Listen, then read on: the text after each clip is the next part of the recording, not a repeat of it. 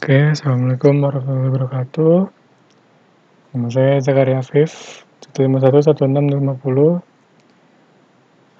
Hari ini saya akan mempresentasikan tugas GD 4205 batas suatu wilayah terkait dengan kasus batas wilayah Laut Kaspia. Jadi untuk tema yang saya ambil untuk tugas ini, presentasi ini adalah Laut Kaspia. Seperti itu. Mungkin sebelum kita mulai, langkah baiknya kita mengenal dulu nih sebenarnya profil dari Laut Kaspia sendiri. Jadi Laut Kaspia itu dia terletak di Asia Tengah, lalu dia memiliki luas sebesar 386.400 km persegi, dan dia memiliki volume sebesar 78.200 km kubik, dan ini menjadikan Laut Kaspia atau Danau Kaspia ini sebagai badan air daratan terbesar di dunia. Seperti itu. Dan juga ada yang juga bilang si danau Laut Kaspia ini adalah danau air asin terbesar di dunia.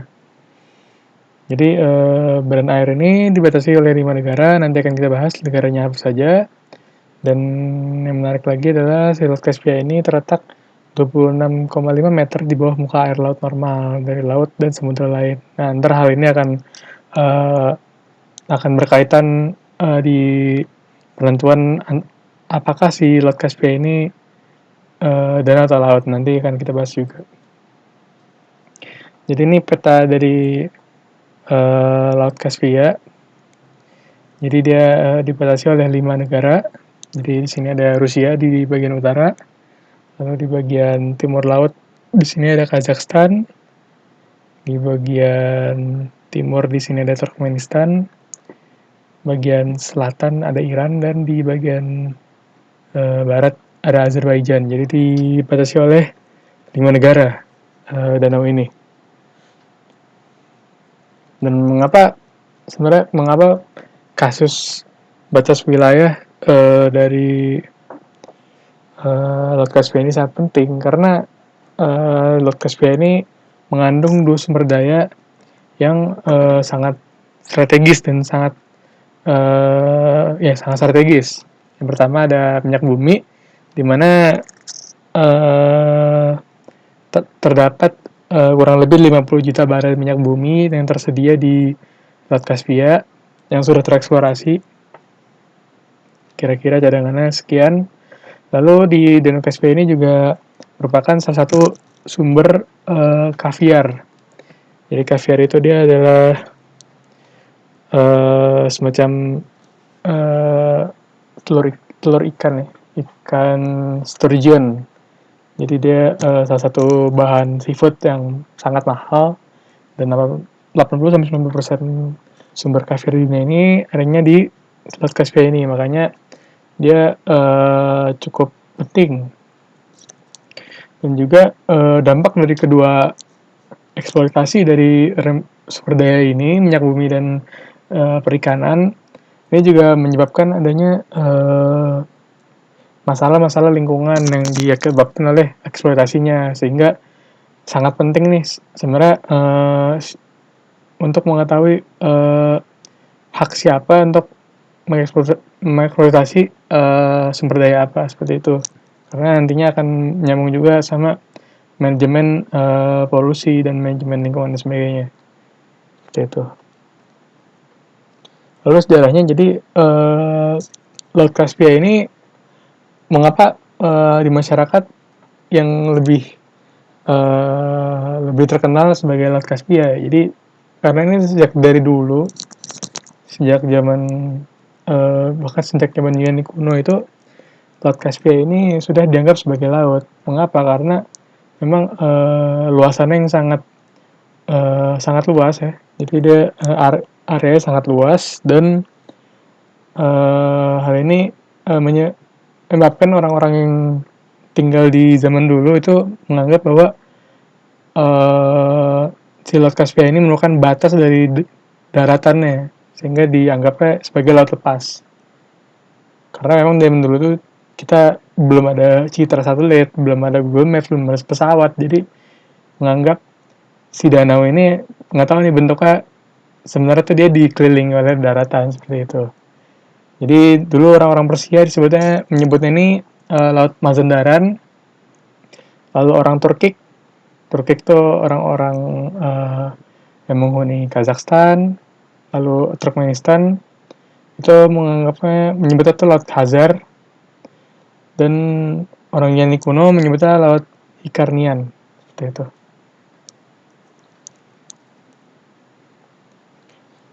Lalu selanjutnya kita bahas sejarahnya lagi.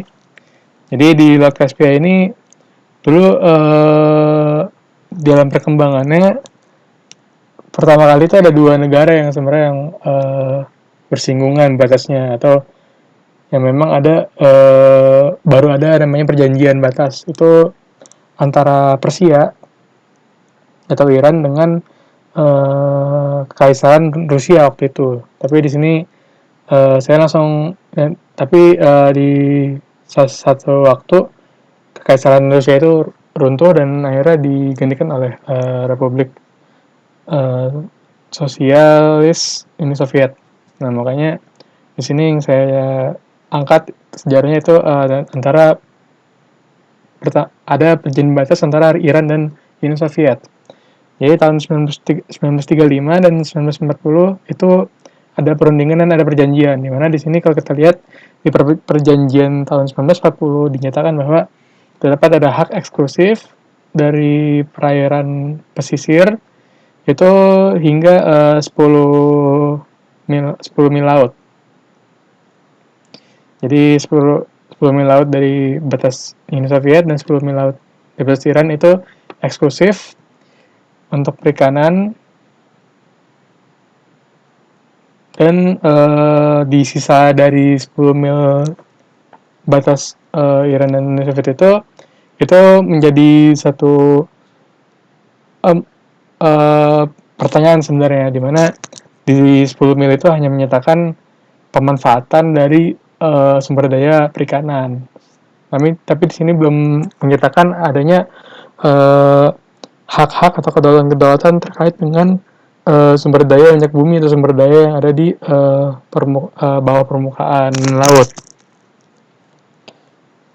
Sebenarnya sumber daya yang ada di dasar laut itu belum dibicarakan, dan tapi pada tahun 1940 hingga runtuhnya Uni Soviet itu dari kedua negara, dari Iran maupun Uni Soviet itu ini belum ada konflik antara mereka. Jadi walaupun memang dipakai secara bersama untuk eksploitasi sumber daya minyak waktu itu, tapi untuk dari kedua negara ini belum ada konflik sebenarnya. Jadi hanya dipakai bersama, tapi belum ada konflik.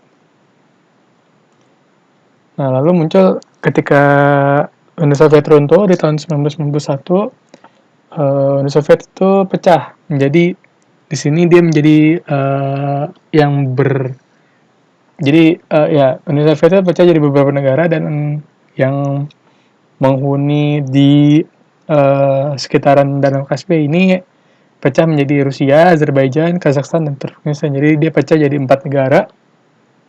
Jadi di mana perjanjian sebelumnya yang tahun 1940 itu ketika jika emang itu diberlakukan kembali, maka seharusnya Rusia lah yang memiliki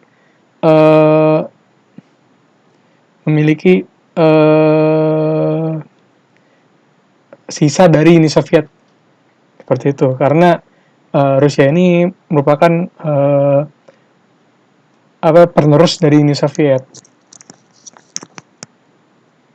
Itu. Jadi karena memang negara-negara pecahan Uni Soviet lain seperti Azerbaijan, Kazakhstan, dan Turkmenistan merasa merugikan. Oleh karena itu maka terdapat konflik kepentingan untuk pemanfaatan sumber daya.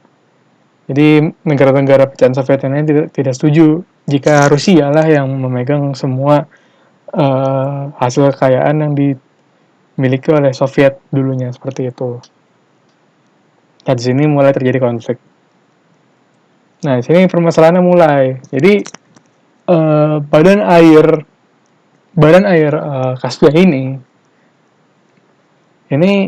uh, jadi di tahun 1982 sebelum Uni Soviet runtuh itu ada yang disebut dengan UNCLOS. Jadi UNCLOS itu dia United Nations Convention on the Law of the Sea. Di sini dia mengatur tentang pemanfaatan sumber daya dan penyelesaian batas di laut. Namun untuk kasus badan air Kaspia ini tidak bisa secara merta diaplikasikan si UNCLOS ini di sini. Seperti itu. Karena dinilai di salah satu bagiannya itu masih banyak terdapat hal-hal yang harus dipertanyakan seperti itu. Pun juga si Danau Kaspia ini sebenarnya cukup unik, dimana dia itu morfologinya menyerupai darat, menyerupai danau dan juga menyerupai laut. Nah, ntar ini akan jadi inti masalahnya. Jadi sebenarnya si Kaspia ini sebenarnya itu danau atau laut. Ntar bakal kita bahas argumen-argumen yang menguatkan dia itu jadi danau atau jadi laut.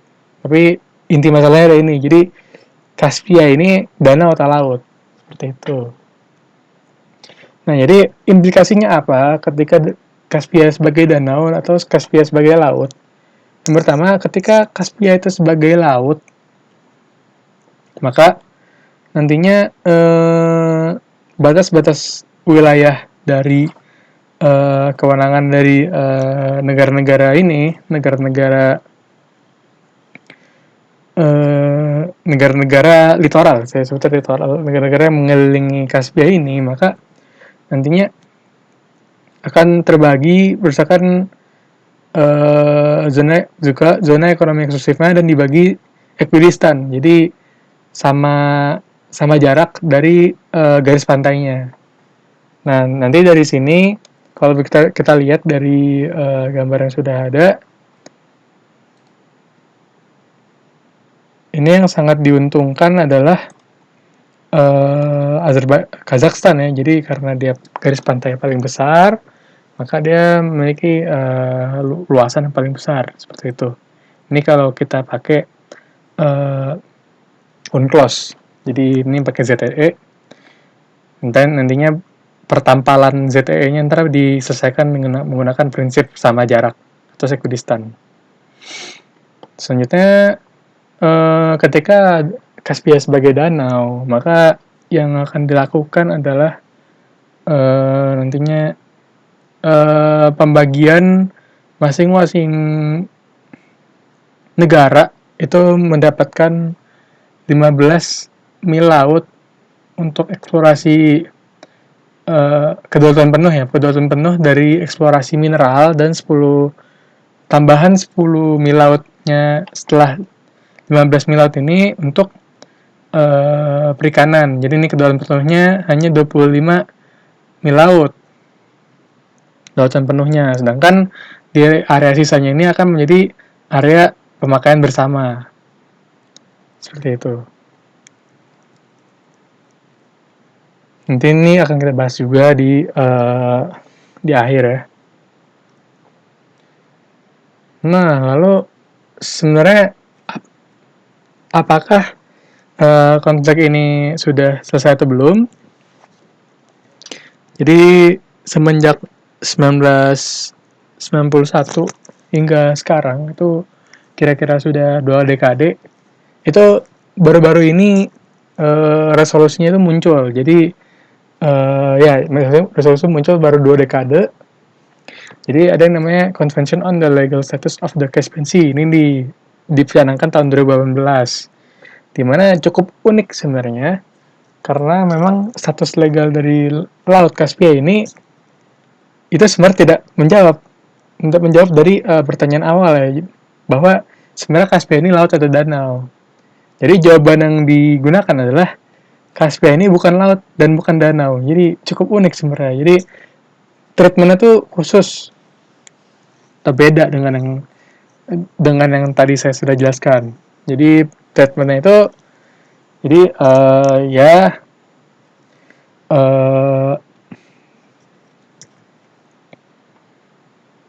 jadi bisa kita lihat setiap negara itu ini mengambil dari uh, prinsip yang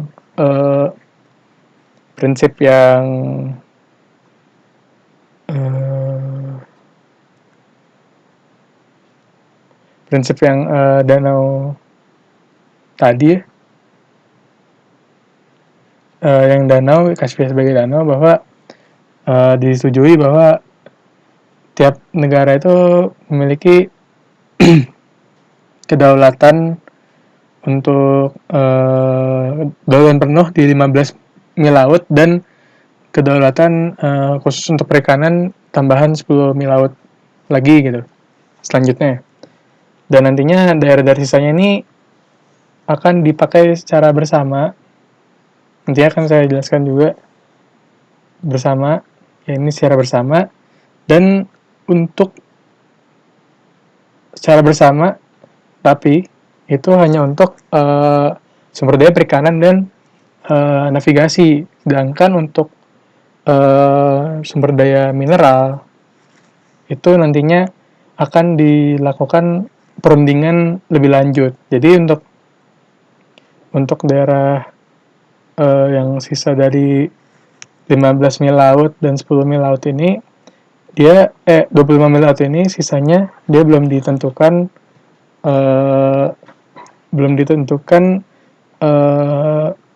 haknya untuk dasar laut itu untuk pemanfaatan sumber daya mineral.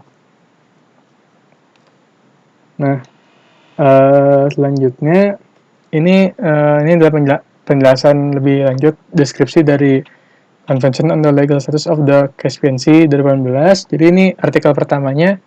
Jadi yang cukup bagus dari konvensi ini adalah sudah adanya satu peta yang digunakan. Jadi dari kelima negara disepakati untuk menggunakan satu peta yang diterbitkan oleh Rusia di sini. Itu. Jadi petanya sudah ditetapkan.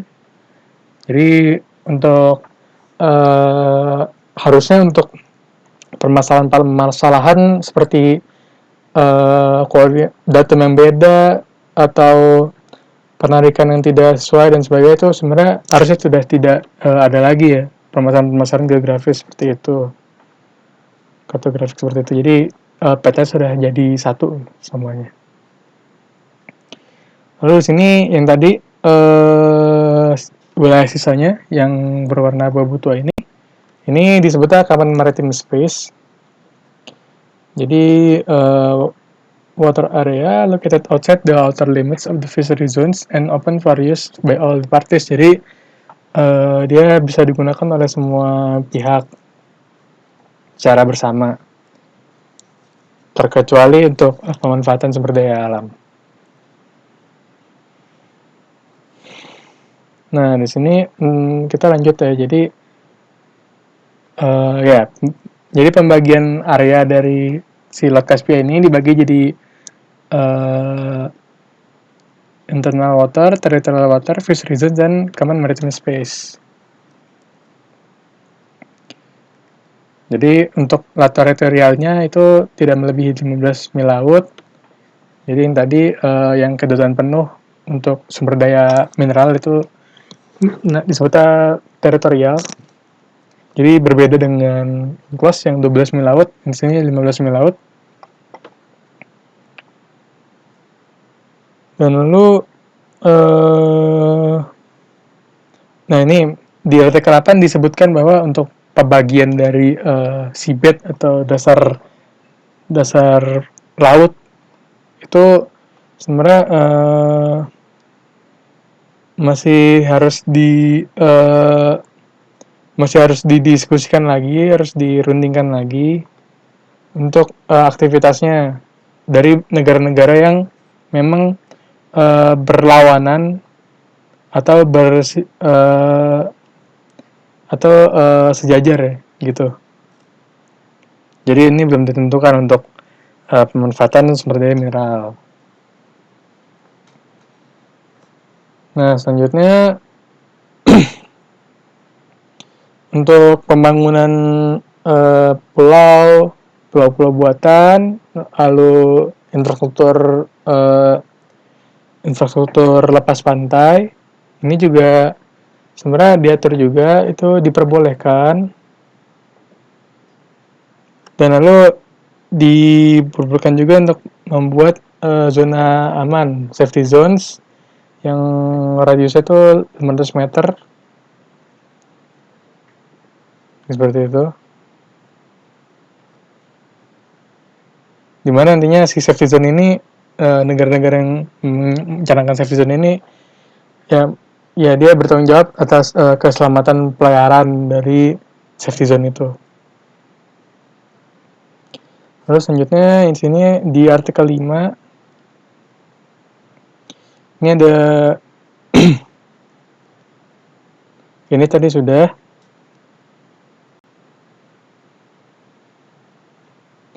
Nah, ini selanjutnya ini artikel 12 ini cukup banyak. Jadi ini ada tambahan 10 mil laut itu untuk zona perikanan. Jadi di 10 mil laut sejajar dengan laut teritorial, jadi nambah 10 mil laut, jadi totalnya maksimal 25 mil laut. Jadi ini hak eksklusif untuk pengambilan sumber daya perikanan.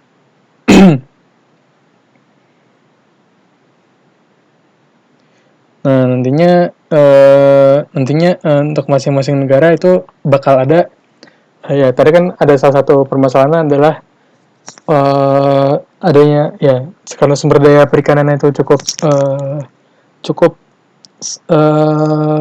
mahal ya, jadi cukup prestisius juga kaviar itu, maka untuk menghindari overfishing, maka di sini dicanangkan juga semua pihak untuk membuat satu kuota atau batas untuk penangkapan. Nah, ntar ditentukan oleh negaranya, ya ntar berunding lah untuk menentukan kuota nasionalnya.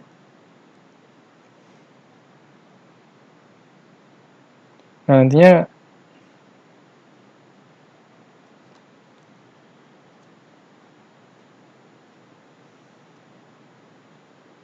ketika satu pihak itu ternyata tidak bisa memanfaatkan semuanya, atau dia ternyata emang kelebihan, maka ntar bisa diberikan kepada negara tetangganya lah, seperti itu. Nah, ini terkait dengan status danau lautnya. Sini saya mengumpulkan beberapa argumen. Jadi pertama, argumen yang paling kuat ini, yang pertama ini dari Britannia Encyclopedia, bahwasanya dulu si laut atau danau Kaspia ini adalah satu bagian dari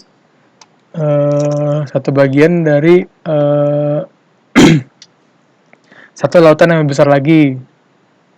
Itu. Jadi di sini dia dulu bahkan bersambung dengan Laut Hitam. Lalu karena adanya uplift atau adanya pergerakan lempeng, maka Kaspia ini menjadi badan air yang tertutup. Jadi sudah tidak tersambung lagi dengan Laut Hitam. Itu.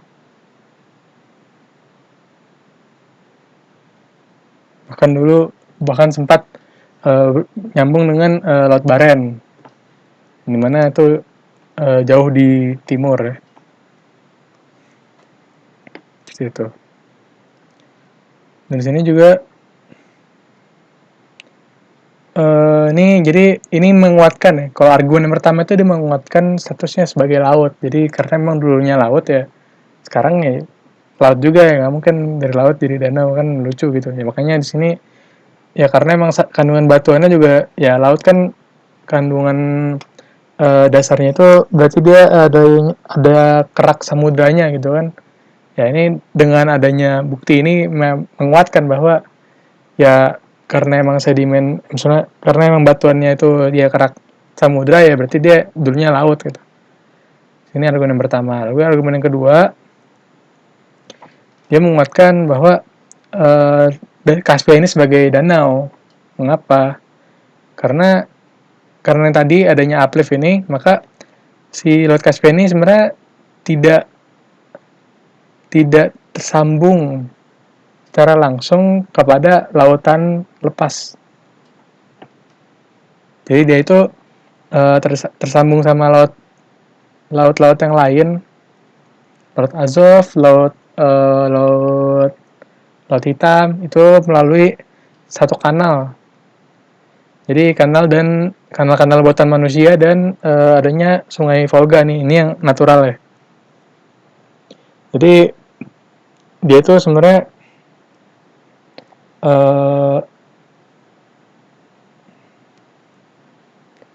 dia itu karena memang dia itu sumber keluar masuk itu cuma dari sungai, ya makanya dia sebenarnya disuplai inflow-nya itu cuma ada dari sumber-sumber air tawar. Gitu. Makanya dia diragukan sebagai laut kalau dari menurut Zimsnitskaya ini. Jadi argumennya sebagai danau penguatnya. Lalu juga dari UNESCO, jadi kalau dari UNESCO secara oceanografi dia ya lautnya ada bagian laut yang masih tawar. Jadi di bagian selatan kalau nggak salah, selatan itu dia tawar, asin, air asin, dan dia tuh tipe-tipe fauna dan floranya itu dia mirip dengan tipe flora dan fauna di laut. Makanya di sini menguatkan argumen bahwa dia itu laut. Nah, tapi ada juga nih bantahannya bahwa menurut Franks 1997 dia karena memang itu lokasinya tuh 26,5 meter di bawah muka laut normal dari laut-laut yang lain, samudra yang lain, maka ini menguatkan bahwa sebenarnya itu bukan laut. Jadi dia itu ya satu badan air yang lain lah, badan air dalam darat, danau lah. Jadi ya ini ada argumen-argumen sebenarnya. Ketika satu argumen ada tentang laut, mengeluarkan dia satu tentang laut, ada lagi argumen yang membantahnya, lalu ada lagi ya sebagainya. Jadi emang selalu ya banyak lah argumen terkait dengan status danau atau laut Kaspia. Jadi belum bisa disimpulkan sebenarnya sampai sekarang tuh dia danau atau laut. Nah, mungkin sekarang opini saya terkait dengan penyelesaian kasus ini. Jadi sebenarnya dari Convention on the Legal Status of Caspian of Sea ini sebenarnya udah menyelesaikan kasus sengketa batas pada permukaan badan air tadi yang dengan adanya 25 mil laut itu sebenarnya udah terselesaikan, dan dengan ya common area itu ya udah terselesaikan. Cuma sebenarnya untuk yang paling penting itu kan sebenarnya bukan perikanan aja ya. Jadi kayak itu mengandung 50 juta barel minyak bumi ya. Jadi sebenarnya hutangnya tuh belum selesai, di mana masih ada hutang untuk penyelesaian kasus pemanfaatan sumber daya mineral ya. Jadi kasus permukaan seabednya itu belum dibagi lah. Nah, jadi ada penelitian juga dari Bermanes, ini juga dia melakukan pemodelan nih dengan prisoners teori ya. Jadi dia memodelkan perilaku. Jadi dia memodelkan kira-kira penyelesaian seperti apa yang akan diambil oleh pemangku kepentingan di Danau Laut Kaspia ini. Dia memodelkan bahwa untuk kedepannya itu perilaku dari sisi perilaku itu bahwa lebih cenderung ke status quo. Contohnya saja untuk penyelesaian kasus yang diterapkan di Convention on the Legal Status of the Caspian Sea 2018 ini saja memakan waktu 2 dekade gitu. Jadi memang stagnansinya tuh cukup tinggi lah. Jadi status quo tuh sangat mungkin terjadi, sehingga mungkin utang ini akan nggak terselesaikan gitu, sulit tercapai. Lalu selanjutnya saya sendiri mengajukan dua alternatif cara penyelesaian kasus bawah laut, di mana ya inti dari dua alternatif ini adalah ya kita kembali ke permasalahan awal lah, bahwa sebenarnya kita harus menentukan dulu nih, statusnya itu sebagai laut atau danau. Sebenarnya itu intinya. Jadi ya dua alternatifnya sebenarnya udah dijelaskan tadi juga gitu. Jadi kalau misalkan KSP sebagai laut, maka dikembali lagi ke UNCLOS, di mana pada pasal 44 di UNCLOS tentang laut tertutup sebutkan negara maju yang segera sudah beruntung, maksudnya di sini negara-negara yang apa berada di laut tertutup itu berdasarkan ketentuan pasal ini berhak untuk berperan serta dalam eksploitasi sumber daya kekayaan hayati hanya di zona ekonomi eksklusif. Jadi ini sebenarnya membatasi negara-negara maju dan menguntungkan negara-negara yang lebih kurang maju gitu, yang tidak ya kurang maju lah. Nah, jadi dari UNCLOS dari penjelasan kalau di UNCLOS ya, jadi kelima negara ini harus berunding untuk menentukan zona ZTE-nya, di mana nantinya dari penentuan zona-zona ZTE ini negara-negara seperti Turkmenistan, Azerbaijan, Kazakhstan ini dia apa ya diuntungkan lah. Jadi ya dia didahulukan, gitu kan? Makanya dia diuntungkan lah negara-negara pecahan Soviet yang lain. Dimana dia juga mendapatkan kewenangan yang jelas gitu dari batasan-batasan dia seperti itu. Nah, selanjutnya itu ketika Kaspi sebagai danau, ini juga jelasin tadi, berlakukan prinsip kondominium. Jadi kondominium itu semua negara berhak mendapatkan kedaulatan yang sama, artinya hak kedaulatan yang sama. Nah, ini berarti bahwa manajemen pemanfaatan sumber daya alam ini dilakukan bersama-sama.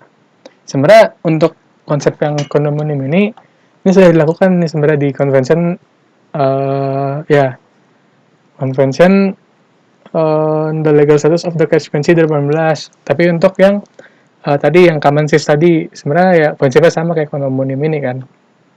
Tapi di sini kalau kondominium itu ini menyangkut semua manajemen pemanfaatan sumber daya alam yang termasuk juga sumber daya alam mineral. Nah, ini si konsep kondominium ini dia dipakai juga di resolusi batas wilayah Danau Titicaca yang membatasi Peru dan Bolivia. Nah, kalau misalkan kita pakai prinsip yang KSP sebagai danau, ini sebenarnya yang diuntungkan itu negara-negara yang dominan teknologi pemanfaatan sumber dayanya, seperti Rusia dan Iran. Seperti itu sih. Karena ya pastinya dia paling dominan dalam, walaupun dibilang bersama-sama, tapi tetap saja ya dia paling dominan ya, karena dia yang paling dominan teknologinya. Seperti itu.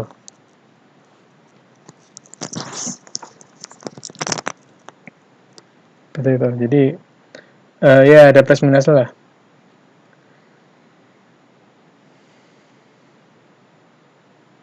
Seperti itu. Nah, ini daftar pustaka dari yang saya sudah kumpulkan. Oke, mungkin dari saya sekian. Terima kasih. Assalamualaikum warahmatullahi wabarakatuh.